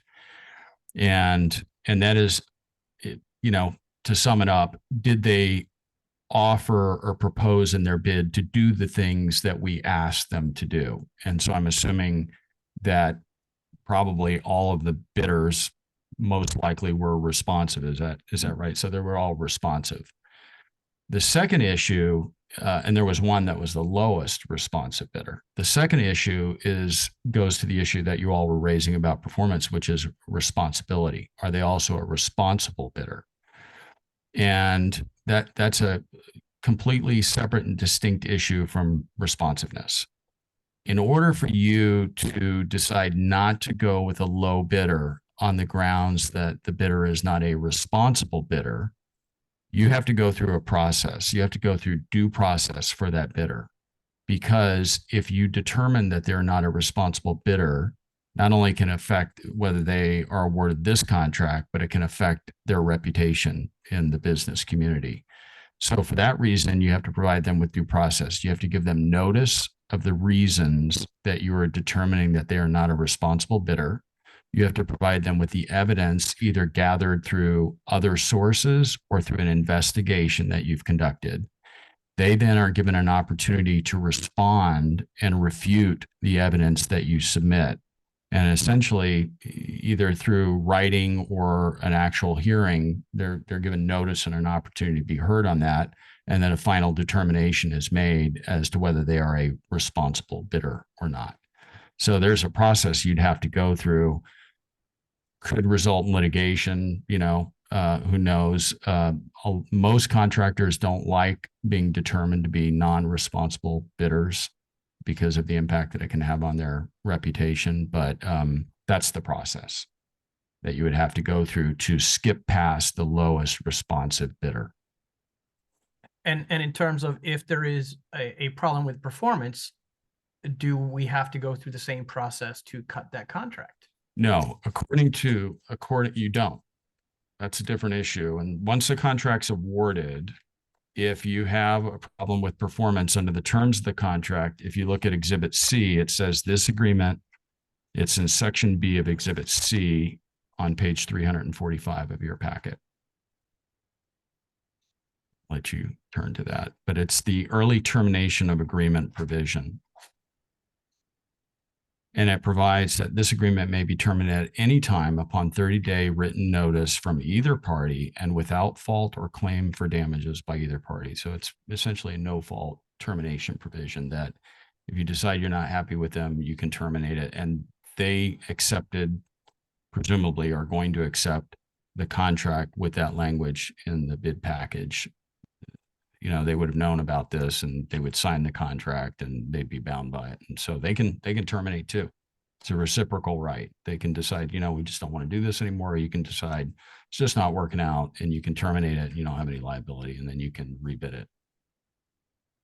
And I believe if not all of our contracts have a provision like that in it to give you all the ability. There may be some exceptions, but generally as a rule, those provisions are included to give you the ability to walk away if a contractor is not performing.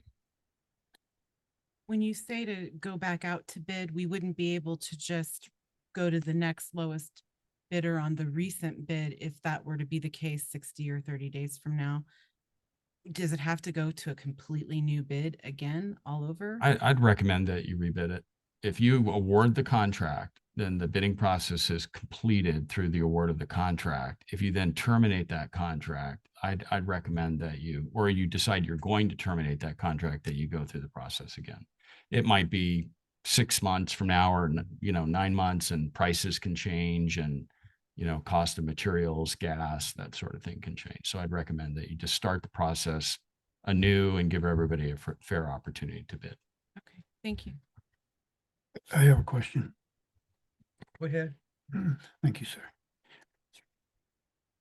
Because of the confusion and the way that this was done, is it in the best interest of the water district to continue with this process? We don't know really what's being done for the money or how it's being done. Is there going to be somebody that's going to be spraying chemicals or not spraying them? We don't know what we're really getting here. The scope of work is listed in Exhibit A, and it's fairly detailed. If you turn to page 339 of your packet, in Exhibit A, it lays out the specification is for a full landscape maintenance program for routine maintenance of approximately 38 sites located in the city of Desert Hot Springs, Whitewater, portions of North Palm Springs, and then it lists the type of work that they would be performing, everything from weeding and cultivating, trimming, pruning, to hardscape maintenance, sweeping, blowing down concrete or asphalt areas, crack or gutter weed abatement. And then also the contractor is to pair vandalized landscape and hardscape. And then it lists the facilities, including the Second Street facility, the administrative building, the cell tower, the annex building. And then if you turn to the next page, it lists all the well and reservoir sites.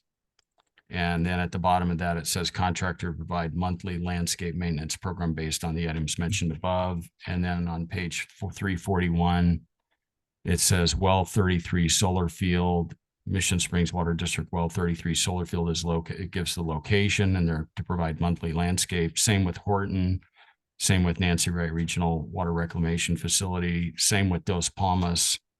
With Dos Palmas and Nancy Wright is quarterly. And then the Mission Springs Water District Desert Crest is also quarterly. So it does lay out in fair detail what the scope of the work is. Okay, So Arden, which of our employees oversees the performance of these contractors? In other words, somebody on raiders. Yeah, this particular project would start with Chad, and then if he has a problem, he would go to Dan. Brian, is there you? And then ultimately would be Brian. Okay. Good. the Nancy Wright plant, are we putting any type of trees or oleanders around to hide the treatment plant from everybody driving down the freeway? No? Why are we putting all that irrigation in there for? All that, And we're putting irrigation in at the Nancy Wright treatment plant, correct? I think just some around the buildings. That's Just about around it. the buildings. Building, yeah. Yeah. So there's not going to be any, is there going to be any plants there? Yes. So here again, it's summertime. You're going to go there 4 months from now, after summer's over, to check the plants? I guess I don't follow your question. Once every quarter, that's 4 months, correct? 3 months. 3 months.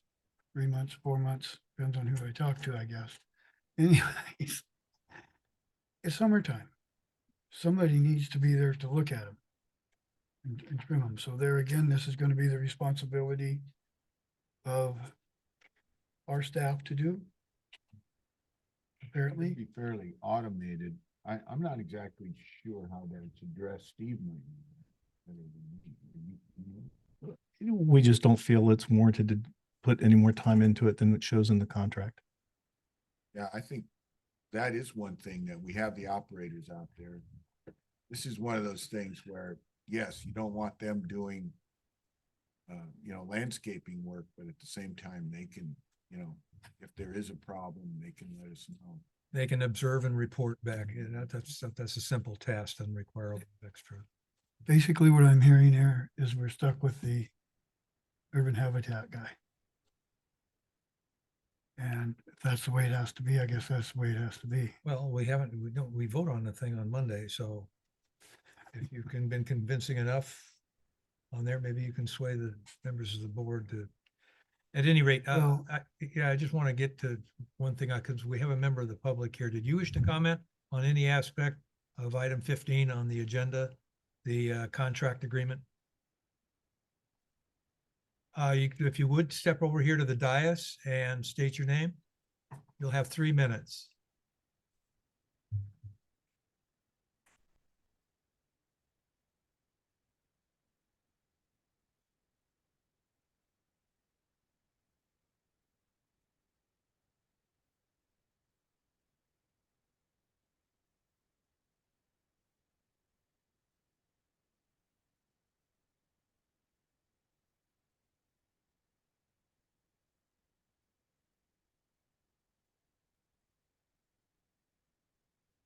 They're a separate I'm having a contractor. hard time Contract. hearing you. Is your microphone on? It is on. Get a little bit closer to the microphone. Okay.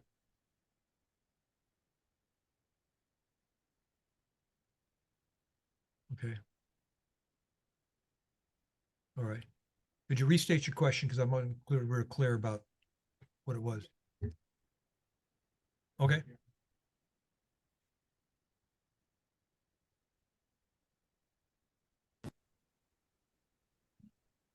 I just wanted to ask if Urban Habitat is a consultant for the Mission Springs Water District. I wouldn't classify them as a consultant necessarily. They're a That was just my contractor. clarification. That was the Yeah. only question. I'm sorry. If I may, it refers to them on the contract where they sign as a consultant instead of a contractor. So I think that may be what confused you. Yeah. It was used, the term was used a few times in conversation, but it's, I think, just a term used versus contractor. But no, they don't have any affiliation with MSWD other than currently having the contract. Okay. Perfect.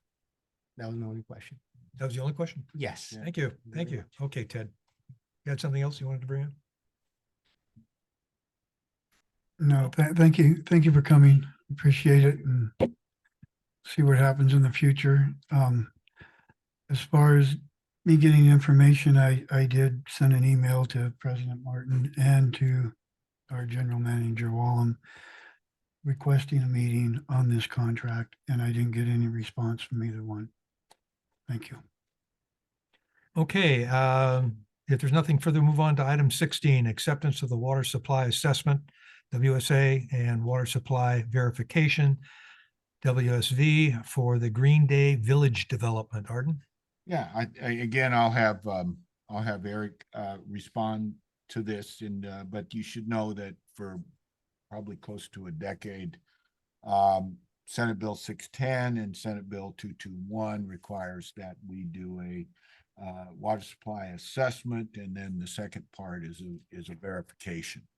And with that, that was done for this project, and Eric will explain to you what this project is about. Yes, thank you, General Manager Wallem. Good afternoon, President Martin and members of the board. Item 16 of your agenda packet pertains to the acceptance of the water supply assessment and water supply verification for the Green Day Village development project. To serve as some background, where significant development projects are contemplated and in the preliminary entitlement process through the land use agency, the WSA and WSV are required to be prepared pursuant to Senate Bill 610 and Senate Bill 221. The proposed Green Day Village project will develop a 38-acre parcel located on the west side of Palm Drive between 18th Avenue and 20th Avenue. 612 residential units, as well as commercial space, restaurant and food service, as well as other uses are proposed. What triggers the preparation of a WSA and WSV is the size of the development project, given that the proposed development is more than 500 residential dwelling units. Green Day Village is proposing 612. Based on the analysis and preparation of the WSA, the estimated water demand for the project will be approximately 490 acre-feet per year. This demand falls within the currently available and projected water supplies, and MSWD has the capacity to serve the proposed project. I am currently joined by Steve Ledbetter from TKE Engineering, whose staff prepared the WSA for the project, and both he and I are available for questions. Okay. Any questions from the board? Amber? Of course. Okay, so I just have some questions regarding, so these are based on these 2020 goals. Does anybody know, and this is to anybody, are there plans to update these requirements? Because it is 2023. And I just want to note some things here. So CBWD just approved a 35,000 acre foot reduction this past week for the next 3 years. from the Colorado River, which is where we get our MWD swap replenishment from. And I don't know if that's going to factor into our replenishment in the future. And also, according to, let me see, where's my a DWA 2023 groundwater replenishment and assessment program.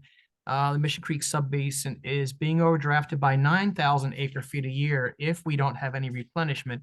And I see these demands listed here in 2025 are less than 9,000 acre feet. So can anybody speak to these? I'm just kind of curious. Yeah, I think Steve would probably be the one to answer that. The way the process works is for every project, we take that spot and time. No, I understand that, but I guess my point is that a lot of this is based on 2020 stuff, and this year we have a lot of things going on. And so does anybody know if the state is doing any updating on these requirements or anything like that? If I may, Director Griffith, the state only requires that the urban water management plan be updated on a 5-year cycle. So the next update is not required until 2025. Okay. In addition, the other kind of baseline document that this report is based off of is the Mission Creek Subbasin Alternative Plan Update, and that was just completed in December of 2021. Okay. So this document are the available supplies to supply this development are based on those two documents. That will take another look again in 2025 and 2026, respectively, for both of those documents. The cut to the Colorado River supplies does not impact Mission Creek Subbasin. CBWD's contract for Colorado River supplies goes to the Indio Subbasin. We do receive exchange water for State Water Project via Colorado River, but any cuts to Colorado River don't impact the water that Mission Creek receives because it's based on the availability of water and the final allocations of State Water Project water coming from DWR and the state water contractors, not from anything related to Colorado River. It's just that, there's no direct connection. So we get the Colorado River water in lieu of the State Water Project water, the wet water. Thank you. I've No question. Ted? Is there water coming to it now? I know it's way out there on 20, nothing. So how are we going to get water to them? I mean, the water, even though we could say, yeah, we got plenty of water there, that comes later. That Comes later. Okay. This doesn't get into that. That doesn't get into any of that, or the septic tanks, or how they're gonna. Actually, I hook up. may be speaking out of turn because I'm not exactly sure. I mean, I know where our lines are approximately. I mean, yes, I gave you a pretty quick answer because. Because when you go down, look at the map going down Palm Drive, there's a section there that belongs to the water agency. There is water and sewer offsite improvements that are necessary to serve this location. We have not seen plans, but we have had discussions with the developer and what would be required to provide their site with the water and sewer needs. Yeah. Okay, good. So the developer is aware That's a of that. separate process. That, yeah, okay. That's what I was curious about. Thank you. Anybody else? Amber, did you have any? Okay. All right, moving on to item 17. Acceptance of the well 24 electrical panel rehabilitation project. Pardon? This should be pretty straightforward. And I know that Danny was working on a presentation for you, so we're trying to up our game a little bit here so you can actually. Well, you say it should be fairly brief. I was not anticipating an item about landscape maintenance of taking up as much time as we did on that subject. So I'm never surprised anymore. Well, Danny's Go got ahead. a really fun thing for you to see here. Okay, all right.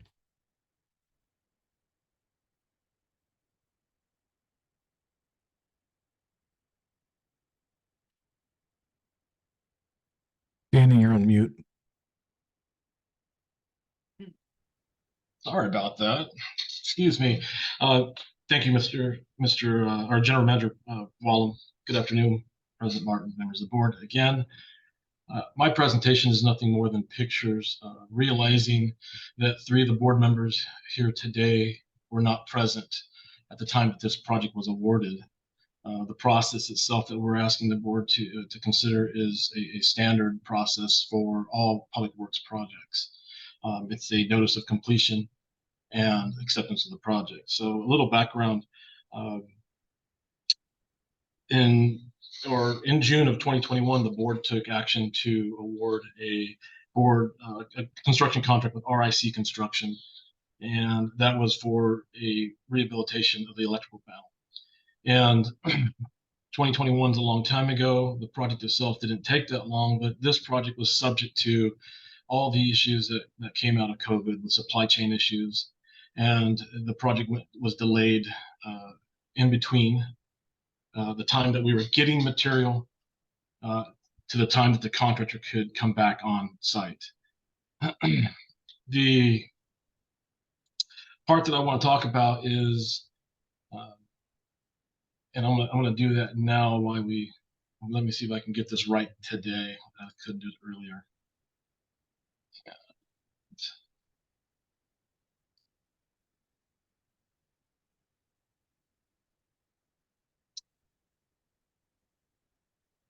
Are you able to see my screen? You see a big blue field. Yeah. There we go. Got it. Sorry about that. It's a little delayed. So before I get into some of the bigger details on this project, I just wanted to share with you what was done. Well 24 is located south of Pearson Boulevard, east of Little Morongo Road. It happens to be on the same property that well 22 is on, and others that are aware of the drilling of well 42. So the red square identifies well 24. The well itself was completed in August of 1973, and so was the motor control center, or in this case, the electrical panel, was also, it dates back to 1973. This project is part of our ongoing electrical panel motor control center rehabilitation project, and where we're taking older sites that need to be brought up to more current electrical codes, changing the enclosures to be more weather resistant, water resistant, just because of the enclosure type that we currently use today, standardizing a lot of the electrical as well to district standards. This site over the years has been subject to stealing parts and borrowing parts rather from other sites to get things corrected. And through time, we've had issues with electrical. What led this project to be priority? What we're seeing here on the screen is the original panel. The original panel wasn't white. In an effort to help with heat, we started painting some of our sites white. It helped a little bit, but the enclosure itself is not up to current standards as far as weatherproofing. The next slide is showing you what's there today. Everything on the concrete slab in white is the new motor control center and electrical panel.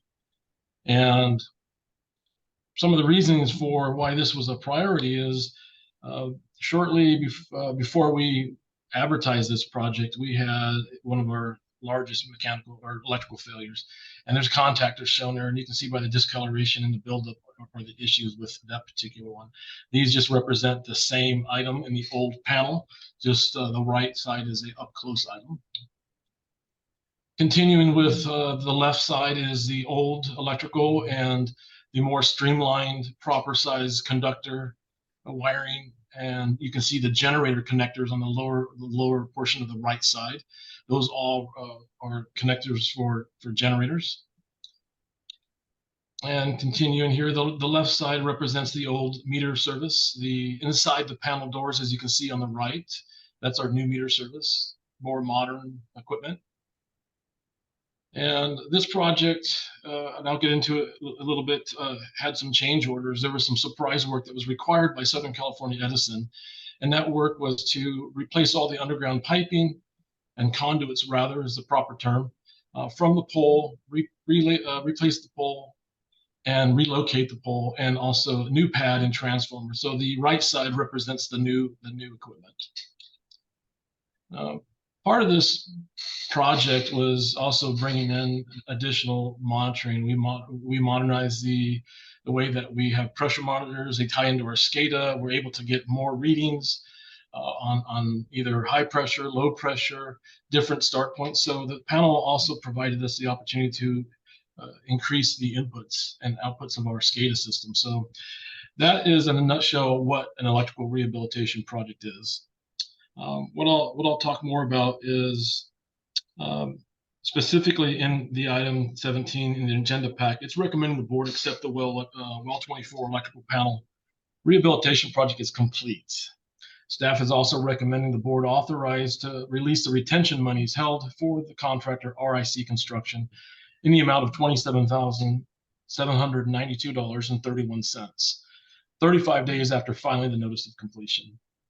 The notice of completion is also included as an attachment in your staff report, and that is something that will get signed when the board approves, and then it'll go to the recorder's office 35 days after that recording. As I mentioned, we will release the retention. That's a standard due process that allows any subcontractors or any vendors, suppliers that may have not gotten paid, and allows them to go ahead and get paid out of that retention that's held. Part of this project, part of today's item includes an amendment. The amendment is with Murrow Development Consultants. They were retained to perform the construction management and inspection services for this project. It says amendment number 5. There were previous amendments when there have been amendments for continuing time, and then there was one previous, one previous amendment that increased the contract by $15,000 because there was a 4-month delay, which ended up being almost a 6-month delay in the project. Excuse me. Towards the end of the project, there were additional supply chain issues and getting a couple of electrical parts replaced, and that is the reason why they're requesting amendment number 5, which is the change order on their part in the amount of $6,312.50.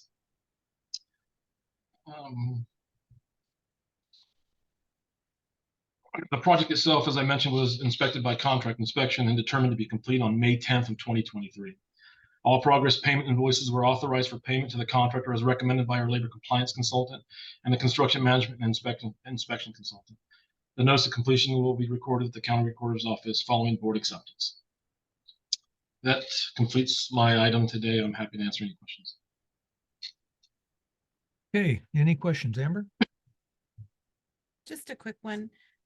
You just mentioned that the additional charges of $6,312.50 were paying them for their out-of-pocket costs that they have submitted. Was this not a local company in the valley? Did they have a long distance to travel? How much travel did we pay for? The company is not local. This did go through a bid process. If I misspoke, the cost of $63.12.50 includes additional inspection time, additional construction management time. As the project itself continued, so did their efforts to go ahead and manage the project. Thank you. Okay. Good. I just want to say thank you, Danny. I appreciate that you taking the time to go out and take photos and do that little presentation. It makes it a lot easier for all of us to understand what's going on. Thank you. You're welcome. I know it's a long day. Yes, good job. Good job, Danny. Okay, moving on to discussion items. Item 18, the Nancy Wright Regional Water Reclamation Facility update. Do we have anything today, or is that going to be Monday? Well, we can do all 3 of these on Monday if you. Okay, let's do We're that. going to do all 3 of these in the discussion items on Monday. Okay. That sounds great. On the consent agenda, everybody take a look at the minutes over the weekend, and if there are any corrections or changes, we'll take care of that on Monday as well. Same with Register of Demands. Take a look at the documents and see if there's anything you want to add or correct on the Register of Demands, and we'll address that on Monday. Acceptance of amended grant of easement deed for public water utilities easement TT Group Incorporated Vintage Camper Resort. Pardon? Okay, this is a very, very straightforward thing. They're giving us an easement. But we need to formally accept it. So Eric, you want to explain that to the board? Yes, sir. Thank you, General Manager Wallem. Good afternoon, President Martin and members of the board. Item 23 of your agenda packet pertains to a consent agenda item that is for the amended grant of easement deed for public water utilities easement from TT Group Incorporated. That's for the Vintage Camper Resort. Now, originally in June of 2022, the board was presented this item to accept a grant of easement deed for the Vintage Camper Resort. Since then, the construction of the camper resort has progressed. And during the construction, the contractor and MSWD has discovered that the existing water lines that serve two public fire hydrants are not located exactly where they were previously thought. So amending the previously approved grant of easement deed will correct this difference and is purely an administrative item. If you like, on Monday, I can show the exact layout of what was there before or what was originally presented to the board in last year, and then show you the new alignment. It's very minor and inconsequential. Are there any questions? Any questions on the board? Amber? Robert? Nope. Ted? No. Wow. Nothing further to add from Arden? No? Oh, no, nothing further. Okay. It's very straightforward. It's our. Yeah. Okay. Moving on to item 24. Does anybody have to do it today? In the interest of time, I'd prefer to do mine on Monday. Anybody want to do theirs today? Great. Okay, we'll do that on Monday. General Manager's report, Arden. You know, we can also put that off until Monday if you would like to.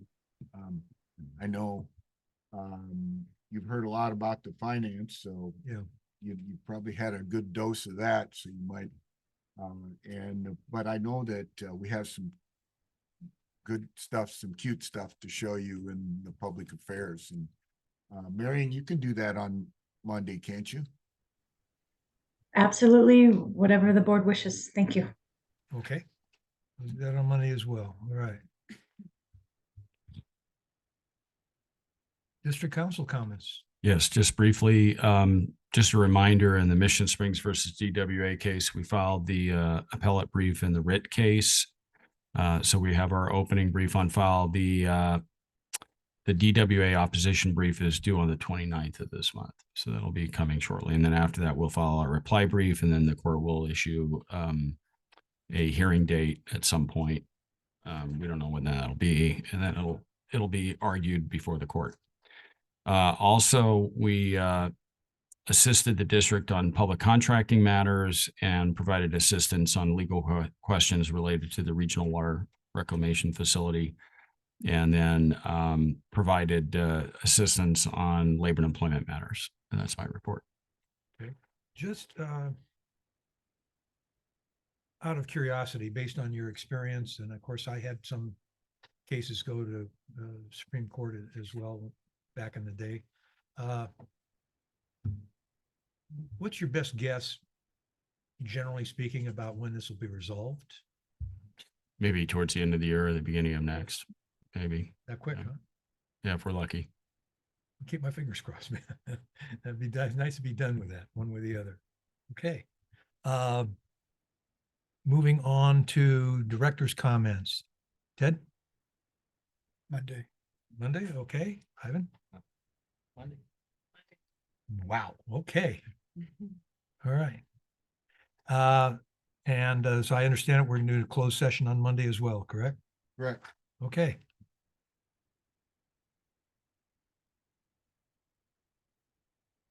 With that, if there's nothing further, meeting is adjourned.